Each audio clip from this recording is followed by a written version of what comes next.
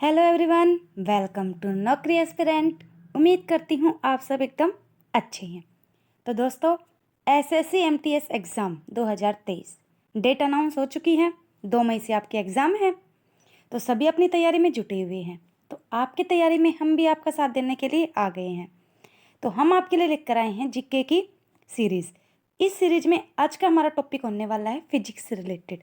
Physics में हमारा topic है यांत्रिक, यानी कि कार्य, शक्ति, ऊर्जा, इनसे रिलेटेड जितने भी इम्पोर्टेंट क्वेश्चन हैं वो हम आज आपके साथ डिस्कस करेंगे। तो हमारे साथ आप लोग जुड़ जाइए। आज का टॉपिक साइंस से रिलेटेड है। जिन बच्चों ने हमारे चैनल पर को सब्सक्राइब नहीं किया है या जो बच्चे नए हैं, चैनल को सब्सक्राइब करके बेल आइकन को ज़रूर दबा देना ताकि आपको आने वाली वीडियो की नोटिफिकेशन मिलती रहे। वैसे भी आपको क्लास का टाइमिंग तो पता ही है, रात 9 बजे एवरीडे क्लास होती है। पीडीएफ और नोट्स के लिए आप हमारी वेबसाइट www.naukriaspirant.com पर विजिट कर सकते हैं। यहाँ पर आपको हर अपने सब्जेक्ट से रिलेटेड भी पीडीएफ और नोट्स मिल जाएंगे, वो भी बिल्कुल फ्री में। आप हमारे सोशल प्लेटफॉर्म के साथ भी जुड़ सकते हैं, जिनके लिंक आपको नीचे डिस्क्रिप्शन में मिल जाएंगे। तो चलिए सेशन की शुरुआत करते हैं। आज थोड़ा जल्दी करेंगे। आज की वीडियो थोड़ी छोटी होने वाली है क्योंकि है ना, वीडियो ज़्यादा लंबी हो जाती है। क्यों हो जाती है? क्योंकि हम क्वेश्चन से रिलेटेड एक्सप्लेनेशन भी देते हैं तो थोड़ी सी तो लंबी हो ही जाती है। आज थोड़ा कम करेंगे। आज क्वेश्चन थोड़े कम ही होंगे और थोड़ी जल्दी करने की कोशिश करेंगे। तो आज का हमारा फर्स्ट क्वेश्चन है और इसमें एक्सप्लेनेशन भी बहुत कम है क्योंकि ये फैक्ट है, इनको सीधा करना पड़ेगा। देखो, किसी पदार्थ के खालिस्तान को उस पदार्थ की सतह से एक मुक्त इलेक्ट्रॉन को दूर करने के लिए लगने वाले आवश्यक काम की न्यूनतम राशि के रूप में परिभाषित किया जाता है। तो किसको किया जाता है? विद्युत प्रतिकारक शक्ति, कूलम्ब कारक, विद्युत कारक या फलन कारक। तो किसको किया जाता है? चारों में से। तो हमारा सही जवाब क्या हो जाएगा? ऑप्शन डी, कार्य फलन को किया जाता है परिभाषित।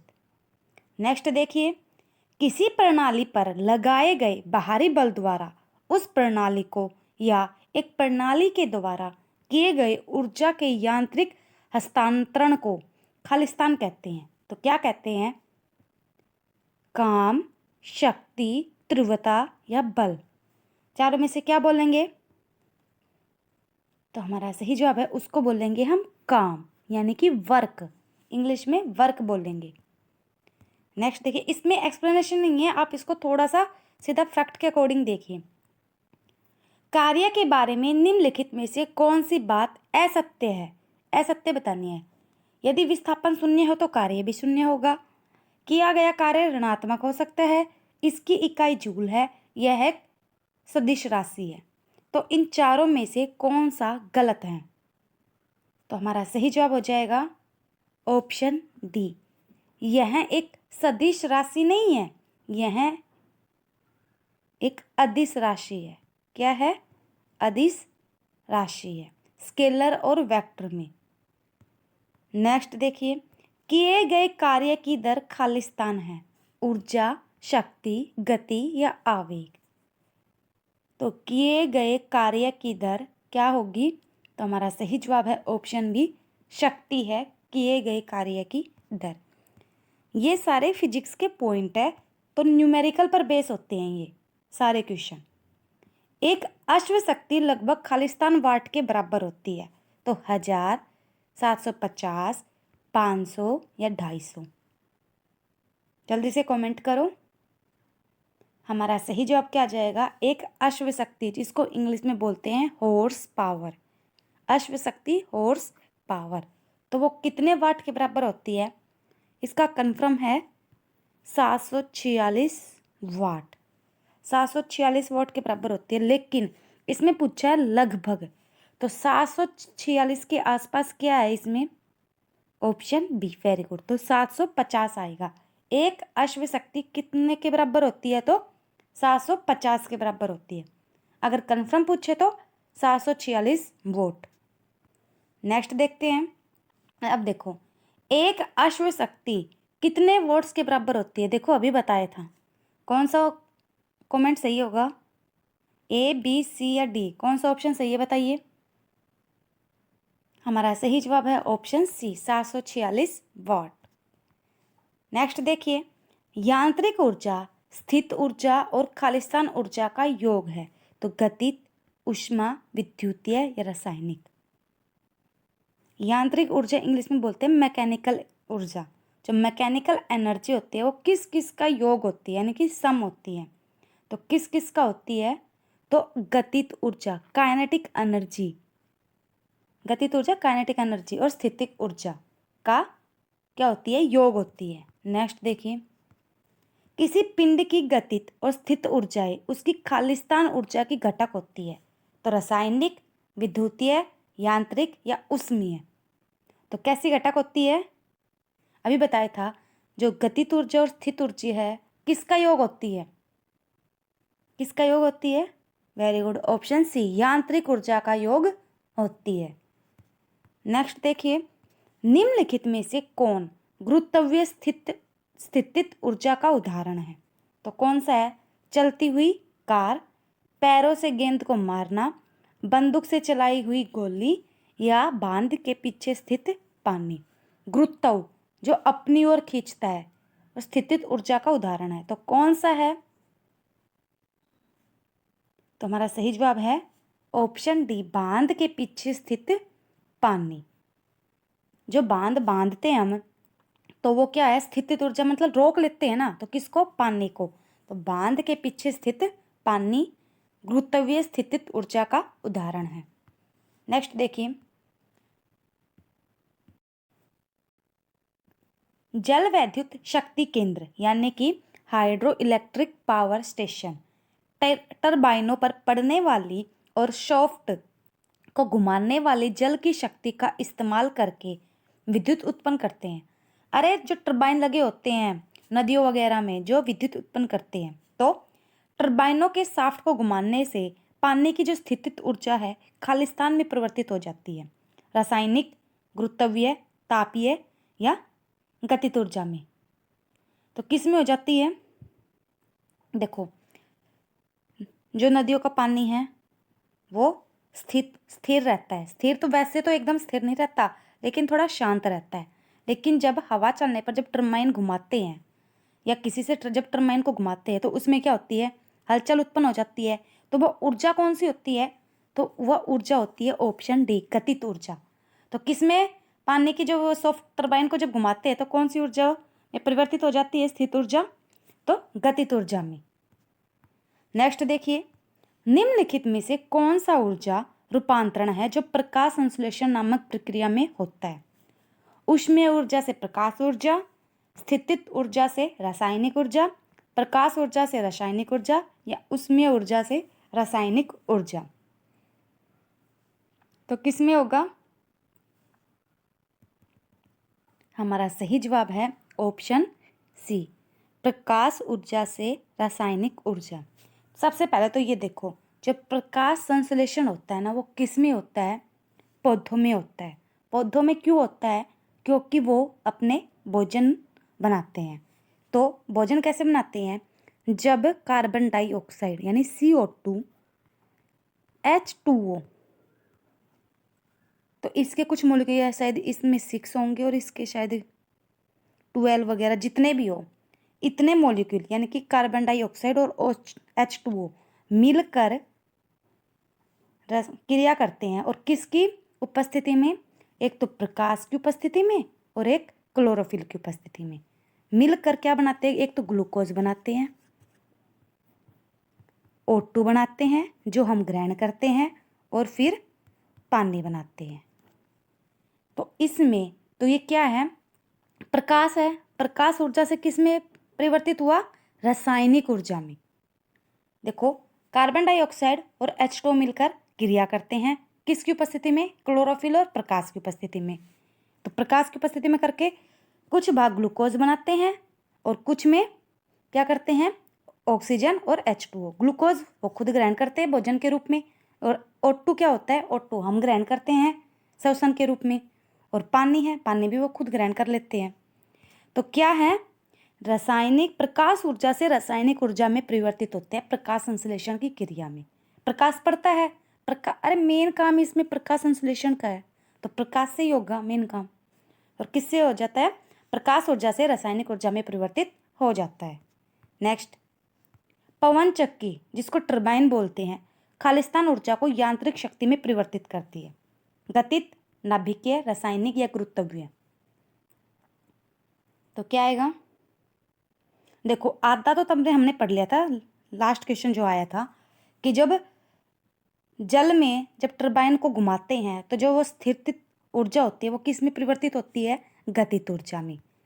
अब वो गतित ऊर्जा हो गई, अब वो किस में परिवर्तित हो जाएगी? तो हम बना क्या रहते हैं उससे? बिजली। तो मैकेनिकल एनर्जी यानी कि यांत्रिक ऊर्जा में।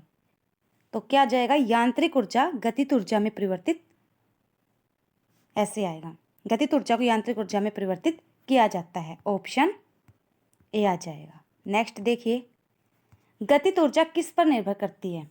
गतिशील अपॉन चलनशील पिंड के वेग, गतिशील पिंड के द्रव्यमान पर, गतिशील पिंड के दाब पर, गतिशील पिंड के वेग तथा द्रव्यमान दोनों पर। तो हमारा सही जवाब है ऑप्शन बी, गतिशील पिंड के द्रव्यमान पर। नेक्स्ट देखिए, ऊर्जा के मापन की इकाई पहचान करें।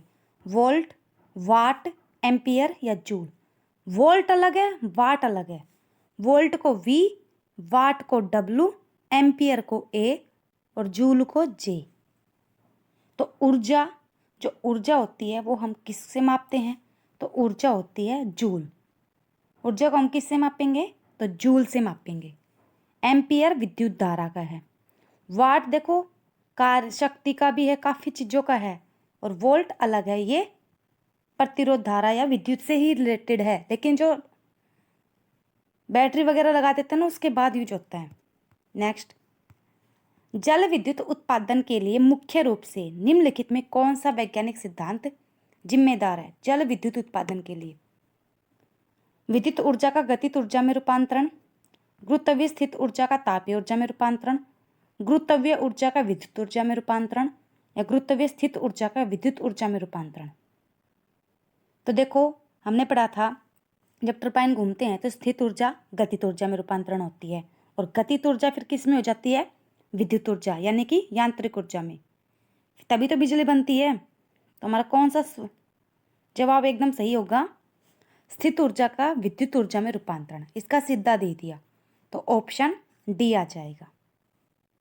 नेक्स्ट देखिए, किसी वस्तु के जड़त्व को उसके खालिस्तान द्वारा मापा जाता है। आयतन के द्वारा, क्षेत्रफल के द्वारा, चाल के द्वारा या द्रव्यमान के द्वारा? तो किसके द्वारा मापा जाता है? हमारा सही जवाब है ऑप्शन डी, द्रव्यमान के द्वारा। नेक्स्ट देखिए, वस्तु का द्रव्यमान खालिस्तान है, एक स्थान से दूसरे स्थान पर बदलता है, सब जगह एक समान रहता है, उसके भार के तुल्य होता है, पहाड़ों पर अत्यधिक होता है। तो बताइए जो वस्तु का द्रव्यमान है क्या होगा? हमारा सही जवाब है सब जगह एक समान रहता है। जो मास है सब जगह एक समान रहेगा वस्तु का।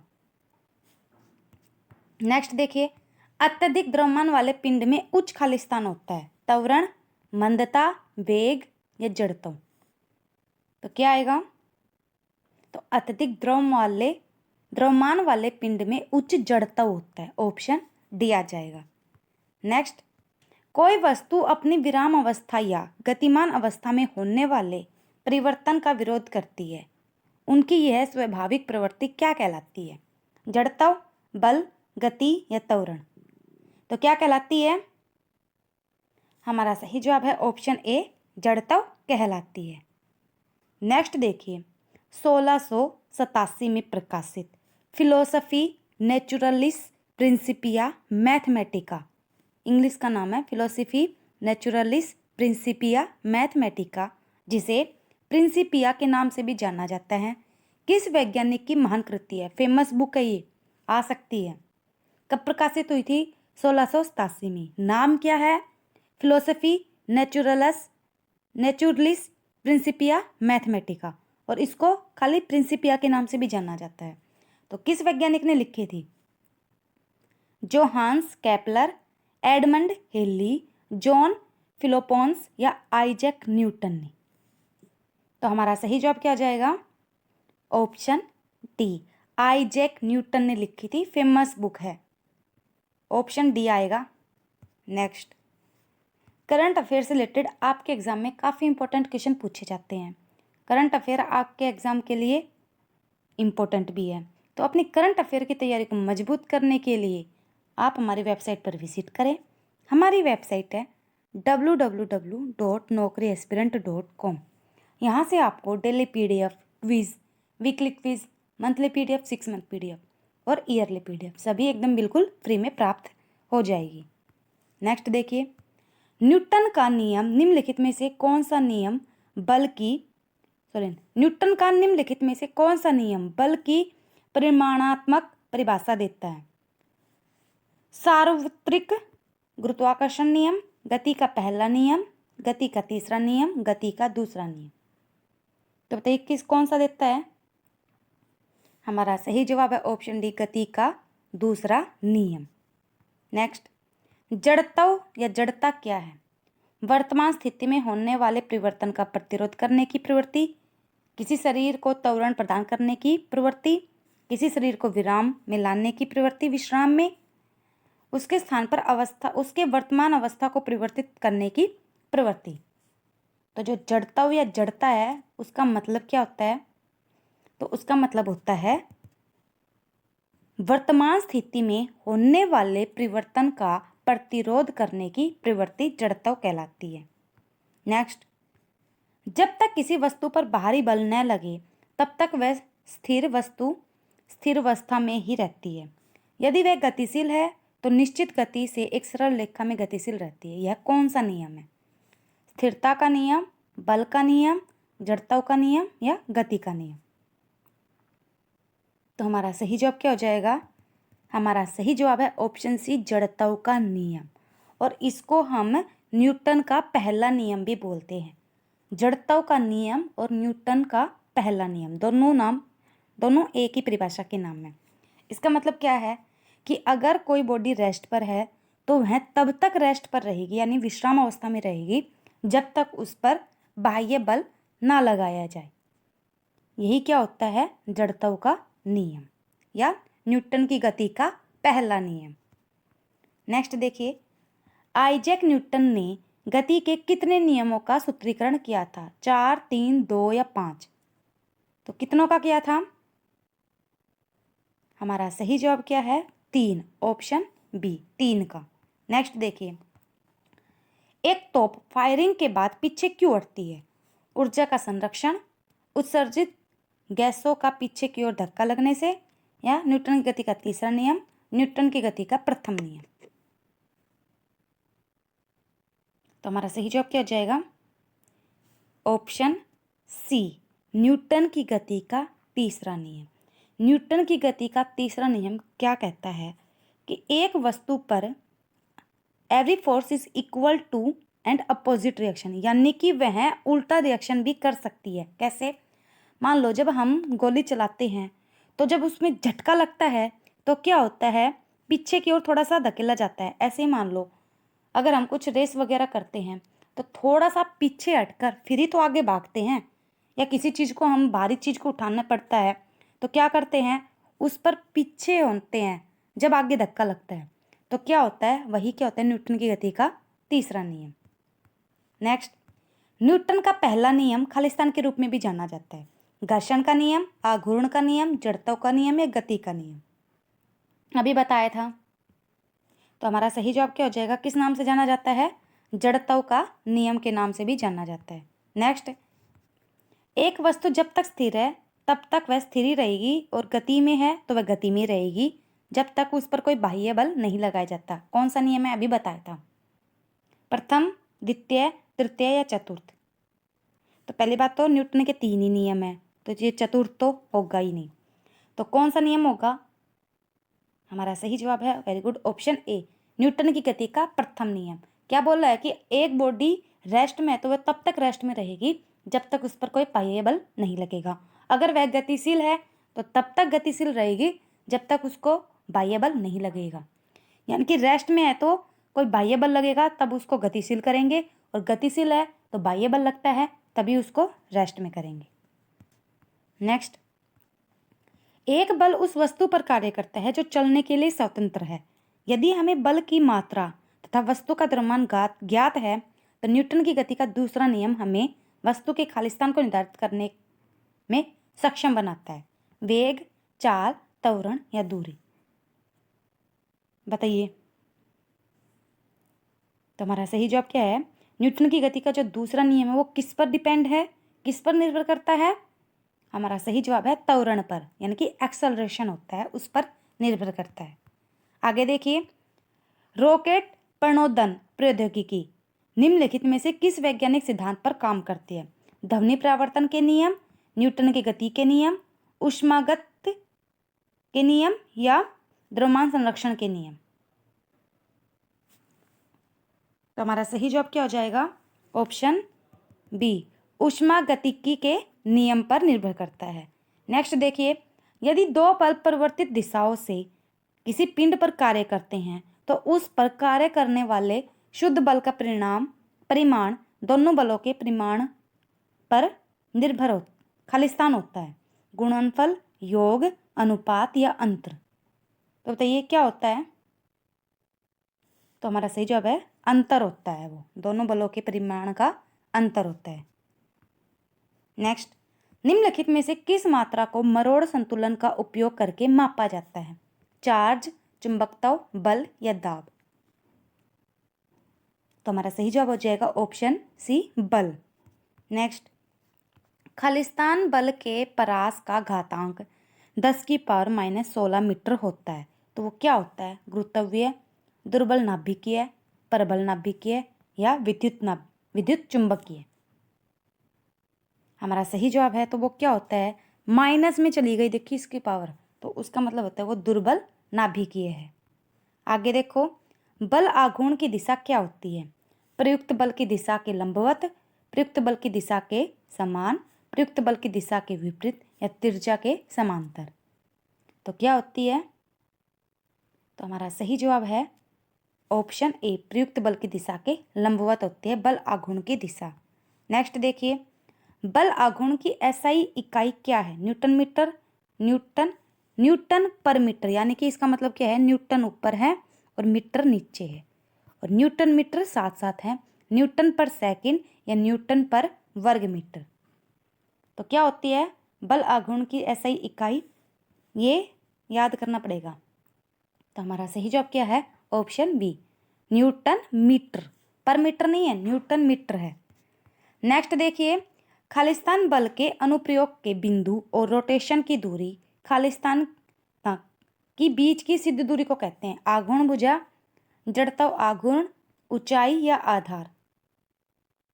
तो हमारा सही जवाब हो जाएगा ऑप्शन ए, आघूर्ण भुजा बल के अनुप्रयोग के बिंदु और रोटेशन की दूरी के बीच सिद्ध दूरी को कहते हैं।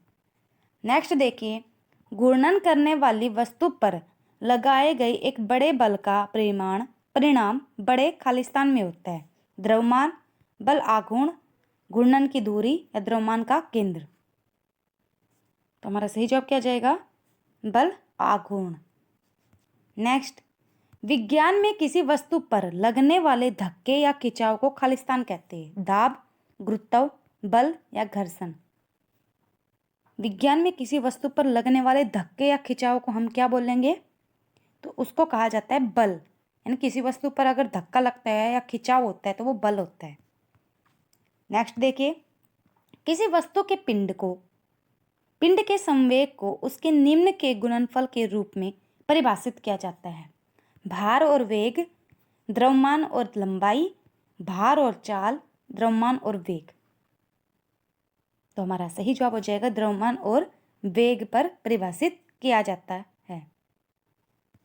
आगे देखते हैं, द्रव्यमान एवं वेग के संयुक्त प्रभाव को एक भौतिक मात्रा द्वारा ध्यान में रखा जाता है, जिसे क्या कहते हैं? आवेग, बल की गति, संवेग या वेग। तो क्या बोलेंगे हम उसको बोलेंगे संवेग। नेक्स्ट देखिए, आवेग किसके तुल्य होता है? संवेग में परिवर्तन, बल में परिवर्तन, वेग में परिवर्तन या त्वरण में परिवर्तन। तो हमारा सही जवाब है ऑप्शन ए, संवेग में परिवर्तन। चलिए नेक्स्ट देखते हैं, संवेग में परिवर्तन की दर क्या होती है? क्षेत्रफल, दबाव, बल या वेग? तो हमारा सही जवाब है बल होती है। नेक्स्ट देखिए, निम्नलिखित में से विस्थापन के बारे में कौन सी बात गलत है? विस्थापन के बारे में, यह धनात्मक, ऋणात्मक या शून्य हो सकता है।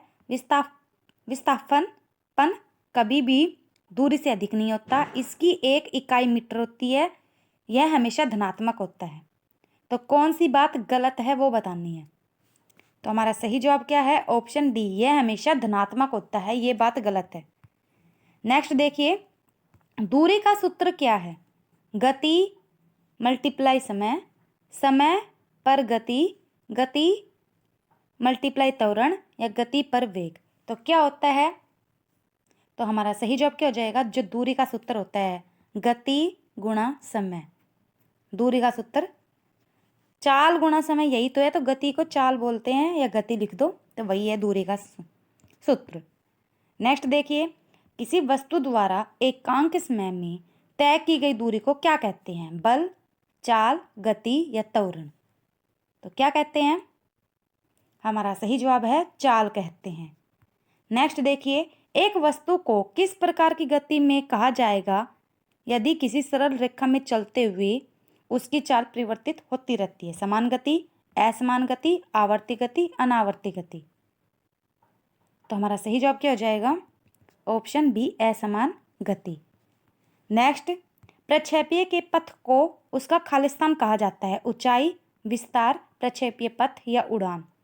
तो क्या कहा जाता है उसको? हमारा सही जवाब क्या हो जाएगा? ऑप्शन सी, प्रक्षेपीय पथ कहा जाता है। प्रक्षेपीय के पथ को प्रक्षेपीय पथ ही कहा जाता है। नेक्स्ट देखिए, जब किसी कण को ऊर्ध्वाधर रूप ऊपर की ओर फेंका जाता है और जब वह सबसे ऊंचे बिंदु तक पहुंच जाता है तो उसका खालिस्तान होता है। त्वरण नीचे की ओर होता है, त्वरण ऊपर की ओर होता है, वेग नीचे की ओर होता है या वेग क्षैतिज होता है? तो हमारा सही जवाब क्या हो जाएगा? ऑप्शन ए, उसका त्वरण नीचे की ओर होता है। यदि एक गेंद ऊपर फेंकी जाती है तो निम्नलिखित में से क्या परिवर्तित नहीं होता? त्वरण, गति, स्थितिज ऊर्जा या दूरी? तो हमारा सही जवाब क्या है? ऑप्शन ए, त्वरण परिवर्तित नहीं होता। आगे देखते हैं, प्रक्षेपीय गति में कुल उड़ान समय खालिस्तान होता है।